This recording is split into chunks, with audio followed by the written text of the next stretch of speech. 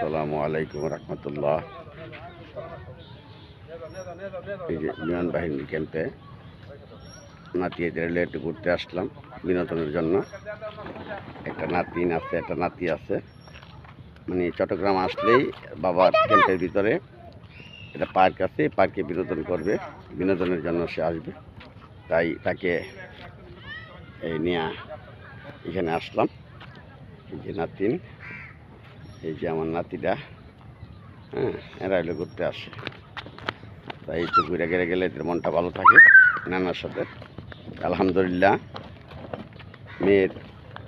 বড় মেয়ের ঘরের নাতি নাতনি এদেরকে নিয়ে এখনের সময়টা আনন্দ উল্লাসে কাটানো, এটি তো বয়স। এই বয়সে আর কি করা। আর একটা ছেলে আছে, ছেলের ঘরে নাতি হয়েছে। ইনশাল্লাহ আপনারা দোয়া করবেন আমার এই নাতিটারে নিয়ে জানে খেলাধুলা করে বাকি সময়টুকু আরাম আয়েসে আনন্দে কাটাইতে পারি। দাদা নাতির সম্পর্ক মজাই আলাদা, যেমন নানা নাতির সম্পর্কের মজাই আলাদা।